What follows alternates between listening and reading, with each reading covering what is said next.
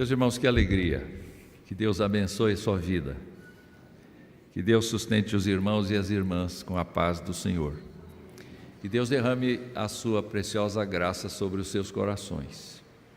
Nós estamos num momento da nossa história brasileira muito complexo e Deus coloca em nosso coração o desejo de lhes falar a respeito de um assunto extremamente conhecido, extremamente utilizado e que, dependendo do caso, alguns irmãos já estarão pensando em ir para casa depois que nós lermos o texto, porque ele é muito, de fato, conhecido.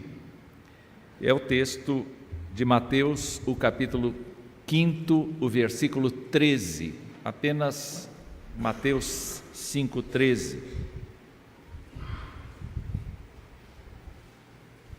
E eu gostaria da sua ajuda para lermos juntos o texto que está agora na tela.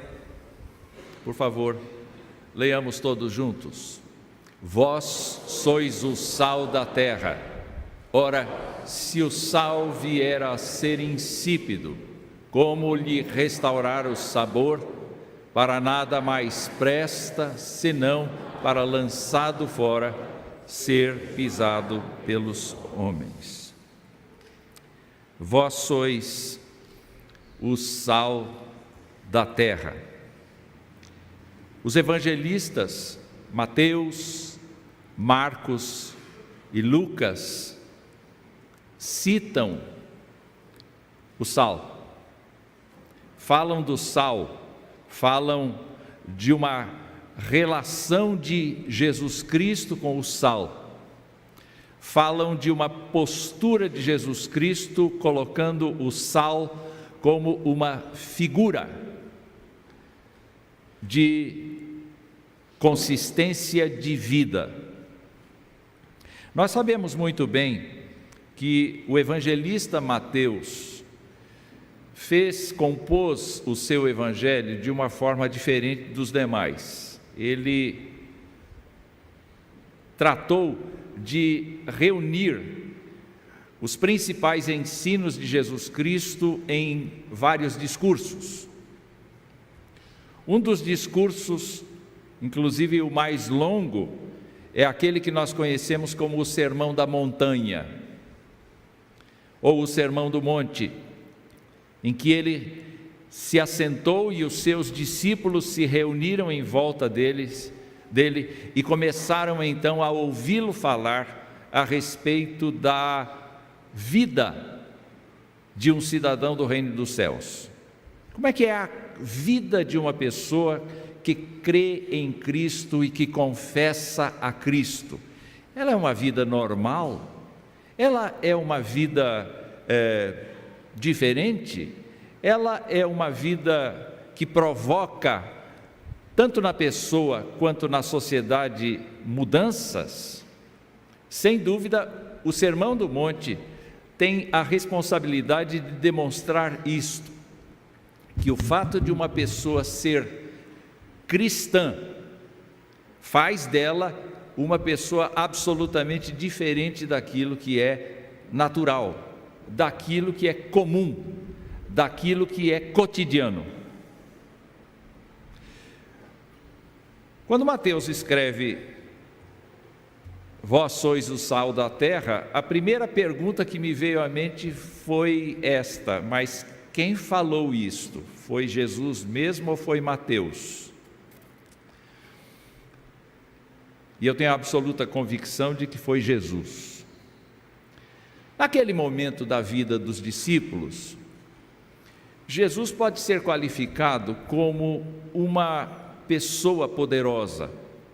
Eu me lembro que Jesus se aproximou daqueles discípulos de Emaús depois de ressuscitado, e a forma como aqueles homens disseram a respeito de Jesus foi a seguinte: Jesus era um varão profeta, poderoso em obras e palavras diante de Deus e dos homens. Jesus era uma excelente figura. Jesus era grandioso, era poderoso. Quando Jesus estava no barco e os seus discípulos aflitos por conta da tragédia que poderia acontecer com o barco diante da tempestade, a Bíblia nos fala que Jesus Cristo fez o vento calar, fez o mar se aquietar. E os discípulos começaram a se perguntar: quem é este? Quem é este? Que tipo de pessoa é esta com quem nós estamos nos relacionando agora? Mas depois que Jesus Cristo ressuscitou, a Bíblia descreve Jesus Cristo na sua inteireza. E nós, do século 21, temos toda a teologia desenvolvida no decorrer dos séculos, e nós podemos nos recordar nesta manhã que o Filho de Deus, de mesma natureza, de mesma essência, de mesma glória, é retratado pelo escritor de Hebreus como a expressão exata do ser de Deus. Mais do que isto, ele é superior a anjos, ele é superior a todos os eventos, ele é superior à função sacerdotal de Levi, ele é totalmente superior a tudo quanto Deus tinha feito no Antigo Testamento. Os apóstolos vão mais longe, dizendo que ele é pedra angular, dizendo que ele é cabeça da igreja. Os apóstolos vão afirmar que Jesus Cristo não é apenas mediador da salvação das pessoas. Jesus Cristo é mediador de toda a criação. Nada do que foi feito sem Ele. E por sua mediação é que todas as coisas existem. Quando nós adoramos a Deus, nós o fazemos na pessoa do Pai, nós o fazemos na pessoa do Filho, nós o fazemos na pessoa do Espírito Santo. Nós nos achegamos àquele que está sentado à direita da majestade nas alturas. O texto de Apocalipse que lemos hoje retrata a glória do Cristo, do Salvador dos homens. Foi Ele quem disse: vós sois o sal da terra. Não foram os apóstolos, não foram os pastores, não foram os profetas. Quem está dizendo a todo convertido, a toda convertida nesta manhã: você é sal da terra, é a Escritura que interpreta a declaração de Jesus Cristo. Isso dá para a gente, de novo, não apenas um senso de obrigação, mas um senso de privilégio. Eu quero pular aqui, deixar para falar do sal depois. Mas quero falar um pouquinho da terra. A terra é obra de Deus, não é? A terra é criação de Deus. E nós não nos cansamos de assistir pôr de sol, de nascer de sol. Não nos cansamos de olhar a beleza das flores, não nos cansamos de olhar a estética com a qual a terra foi criada. Ela está machucada, ela está ferida. Nós, seres humanos especialmente, estamos destruindo a terra pouco a pouco. Nós estamos consumindo as suas riquezas pouco a pouco. Mas quando olhamos a obra criada, nós verificamos que esta obra criada é esplêndida, é majestosa, é precisa, é deslumbrante, cativa nossa vista, inflama os nossos corações com tanta beleza. Nós saímos guardando na memória as paisagens que vemos. Eu não sei vocês, eu estou acostumado a ir para o interior todo fim de semana. E eu fico cativo do verde das montanhas, eu fico cativo da imensa variedade de vegetação que há. Eu fico cativado com tanta ternura de Deus em nos dar esta variedade de coisas boas.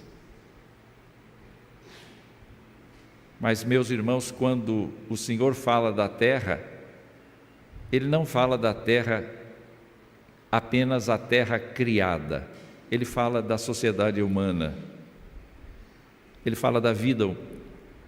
E ao falar da vida humana, nós temos um retrato. Nós acabamos de cantar aqui a nossa prece a Deus por conta da situação da sociedade humana brasileira.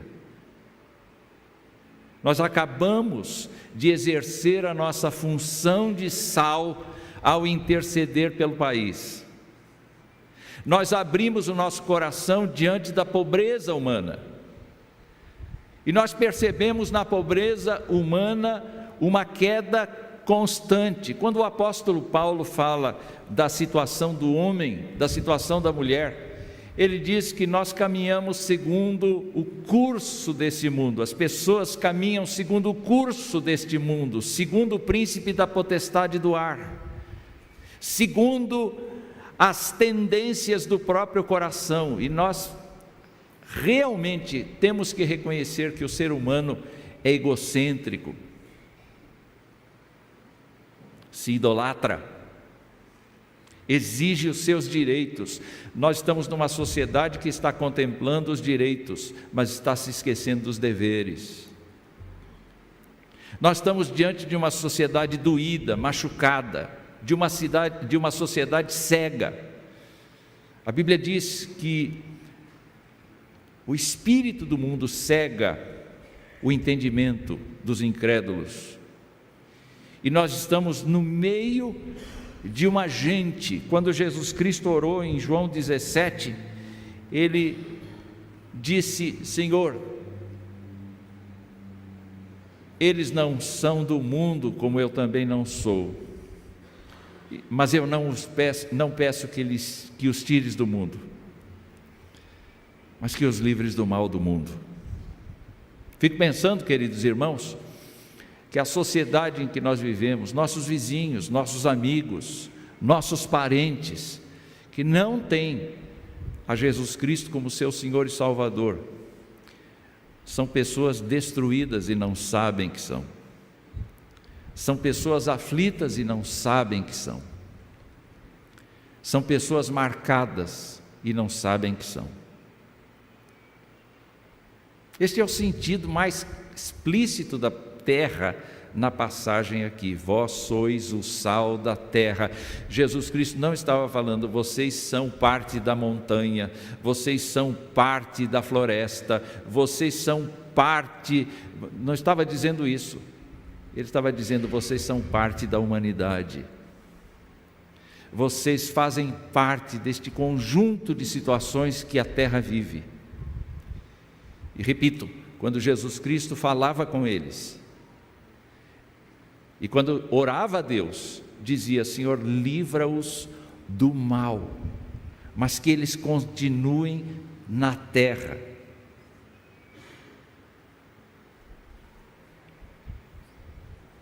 Pare para pensar então um pouco no que o texto quer dizer. Nós já sabemos quem disse: vós sois o sal da terra, e nós sabemos muito bem o que é a terra.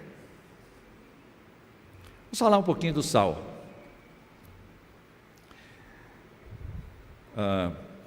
Os irmãos me ajudem. É cloreto de sódio, né?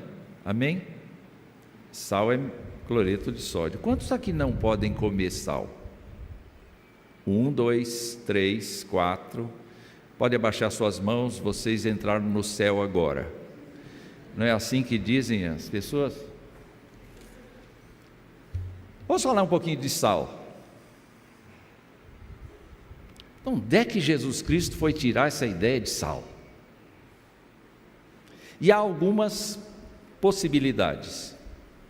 Por exemplo, é possível que tenha havido um ditado popular que falava do sal. Isto é o que aventam alguns comentaristas. Mas se nós olharmos a Escritura, nós vamos ver uma coisa muito interessante. Nenhum sacrifício do Antigo Testamento podia ser sem sal. Sabiam disso? Sabiam disso? No livro de Levítico, no capítulo 2, era necessário que o sacerdote colocasse sal nas carnes dos cordeiros, dos bois e de todas as aves que eram oferecidas em holocausto ao Senhor. O sal fazia parte do processo das pessoas confessarem seus pecados, das pessoas adotarem uma posição de santidade em relação a Deus no Antigo Testamento.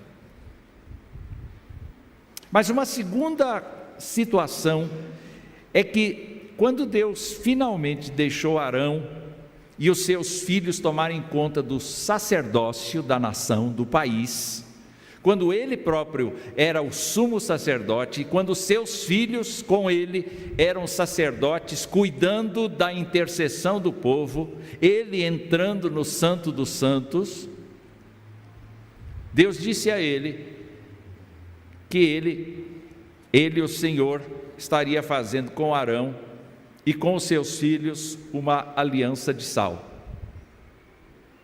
Aliança de sal. Ou seja, se com toda a nação Deus prometia colocá-los dentro de casa, dentro da terra prometida, Arão não teria esta mesma terra. Arão teria uma terra emprestada. Ele não teria nenhuma escritura de casa, ele não teria nenhuma escritura de terreno, ele não teria um chão seu. Porque Deus estava dizendo assim: sabe, Arão, você e sua família de sacerdotes, eu serei sua herança. Deus estava dizendo: eu serei sua herança. Você não terá chão, você me servirá como sacerdote, e eu serei sua herança. Isto era a aliança de sal. No templo havia uma câmara especial para se guardar o sal. Quem tinha que providenciar o sal era o Estado. Todo o sacrifício que era oferecido a Deus tinha que ser salgado. Entretanto, diz a Bíblia que Arão especificamente recebeu do Senhor uma aliança de sal. E eu fico pensando, qual é a semelhança que existe entre o Arão e o crente do Novo Testamento? Porque afinal de contas, Arão é do Antigo Testamento, é da antiga aliança. Qual é a diferença que existe entre ele e um crente do século 21 que tem a Cristo como seu Senhor e Salvador? Tem diferença? Os apóstolos trataram disso. O apóstolo Pedro, por exemplo, disse assim: vós sois raça eleita, sacerdócio real, nação santa, povo de propriedade exclusiva de Deus. Se nós parássemos aí, seria maravilhoso, não é? Eu colocaria um botão aqui: sou de Deus, e andaria orgulhoso por aí. Mas o texto vai mais longe. Ele diz assim: sois tudo isso a fim de proclamardes as virtudes daquele que vos chamou das trevas para a sua maravilhosa luz. Vós que antes não erais povo, mas agora sois povo de Deus. Vós que antes não tinhais alcançado misericórdia, mas agora alcançastes misericórdia. povo especial de Deus. O apóstolo Paulo, quando se refere ao povo de Deus, diz que o povo de Deus é família de Deus. E diz que o Espírito de Deus testifica com o nosso espírito que nós somos filhos de Deus. É Ele quem nos dá a possibilidade de chamar a Deus de Abba Pai. É encantador nós pensarmos que aquele Filho de Deus que está à direita de Deus Pai, com toda a autoridade, poder e domínio, nos chamou um dia para pertencermos à sua família, para pertencermos ao seu edifício, para pertencermos ao seu processo. Mas o que é muito interessante é que Ele nos chamou com uma natureza específica. Ele nos chamou como sacerdotes no meio de uma nação, no meio de um mundo, no meio de uma sociedade que está corrompida e perdida.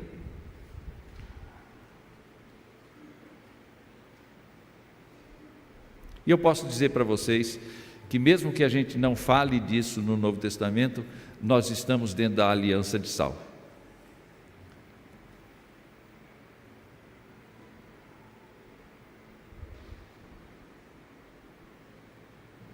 Pode ver que na hora da despedida que todo crente é meio salgadinho.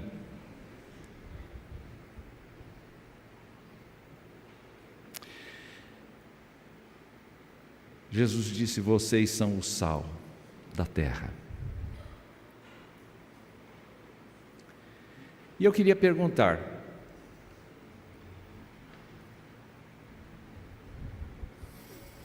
eu sou sal ou eu estou sal?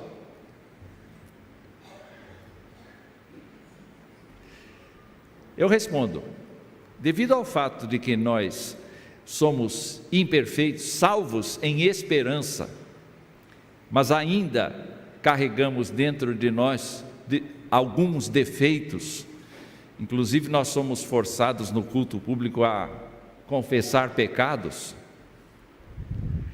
Tem hora que nós somos sal, tem hora que nós estamos sal.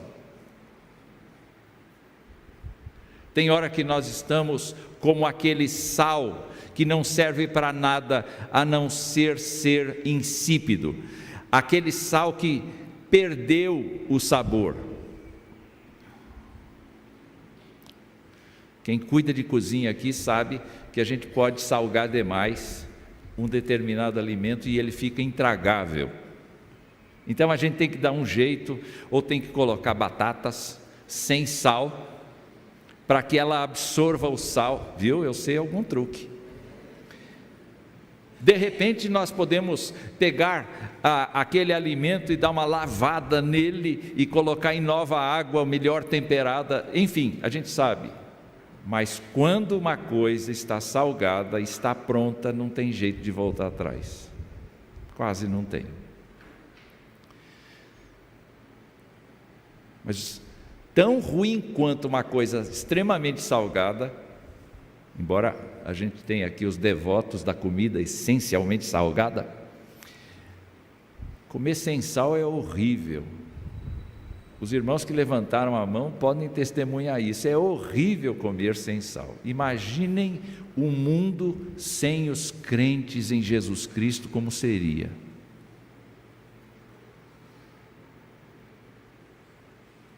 Foi por isso que o Senhor nos deixou aqui.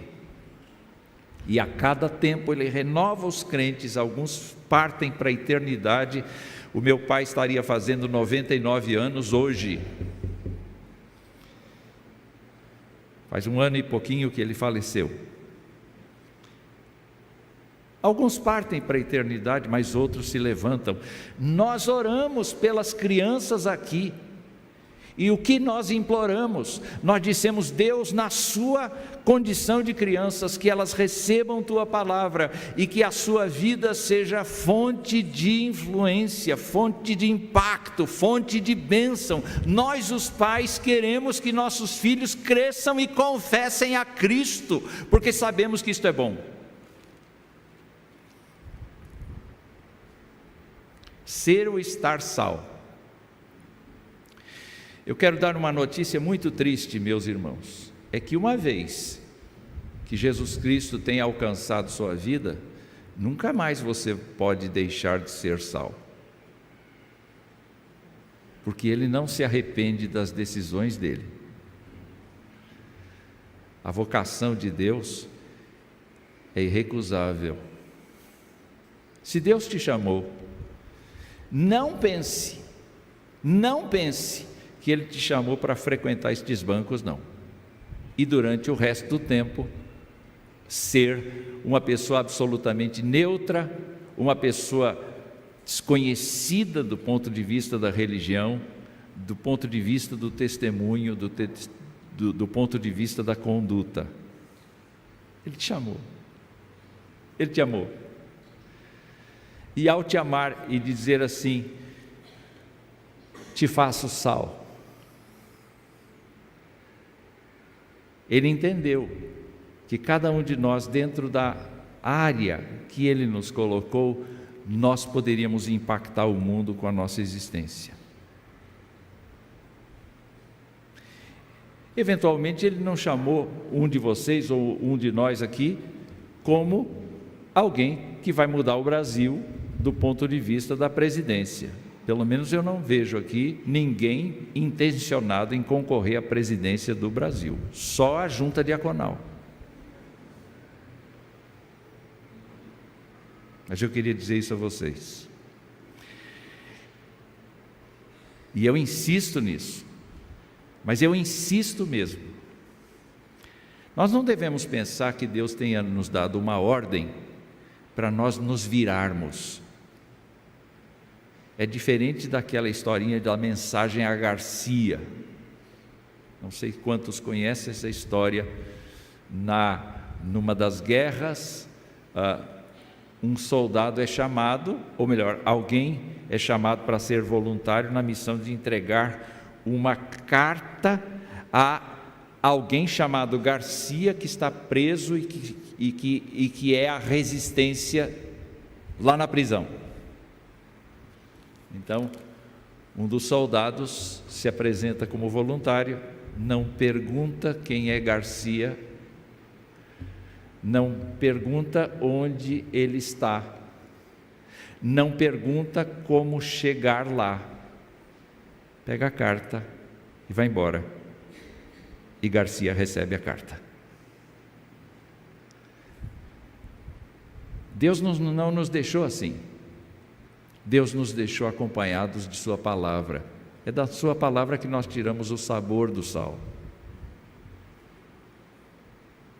É do seu Espírito que habita no coração do crente que Deus faz o crente recordar e ter força, e ter ousadia, e ter prudência para falar com as pessoas na hora certa.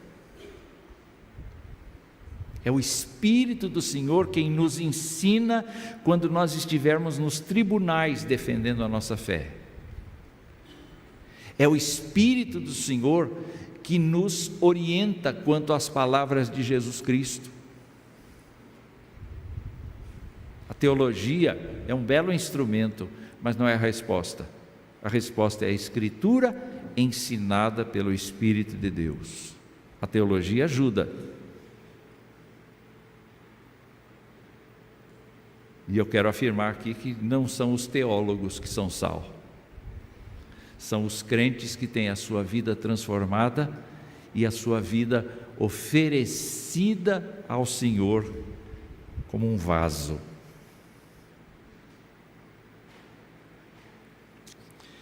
Eu queria lembrar vocês de algumas situações que os evangelistas mencionaram em relação ao sal, e eu estou encerrando esta minha fala. Primeiro de tudo, o Senhor Jesus, no contexto de Marcos, disse assim: tende sal em vós mesmos e paz uns com os outros. Ou seja, tenham a convicção da salvação, mas também tenham o caráter transformado pelo conhecimento da Escritura e o convívio comigo, e tenham paz entre vós mesmos. Lucas vai dizer assim, que quem não renuncia a tudo quanto tem, não pode ser discípulo de Cristo. E aí ele coloca a figura: se o sal for insípido, não há como restaurar o seu sabor. E o apóstolo Paulo, lá na sua carta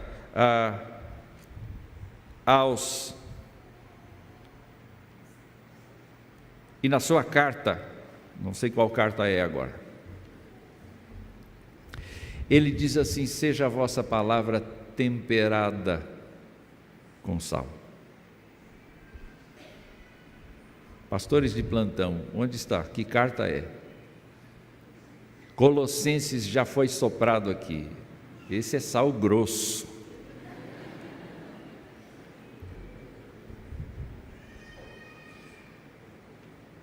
Palavra temperada com sal, aproveitando as oportunidades, utilizando a nossa postura, utilizando a nossa experiência com Cristo, utilizando a nossa vida devocional, utilizando a nossa convivência na igreja, utilizando os sermões que nós ouvimos, utilizando todas as situações que nós já experimentamos, as respostas de oração, para viver no meio da sociedade que está angustiada.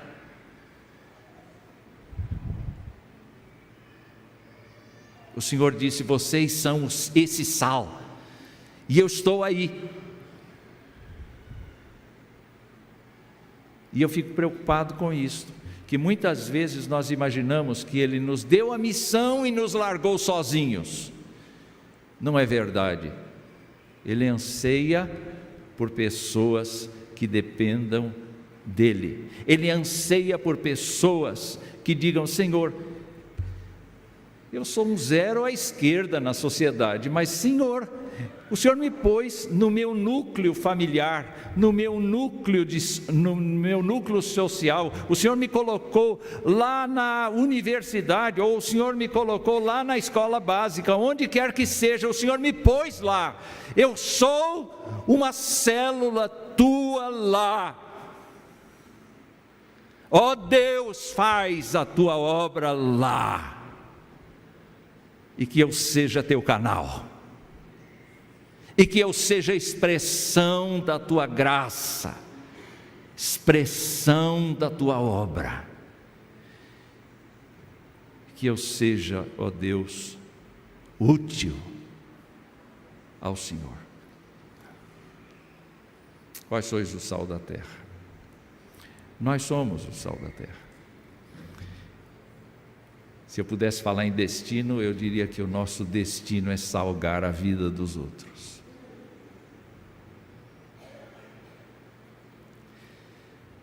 Mas alguém dirá: Senhor, eu preciso tanto de ajuda, como eu farei isto? Eu vou lembrar uma passagem do Antigo Testamento que diz assim: entrega o teu caminho ao Senhor. O texto lá vai dizer sobre outro contexto, mas entrega o teu caminho ao Senhor, confia nele, e Ele tudo fará. Eu queria pedir a vocês que, ao saírem daqui e ao se olharem,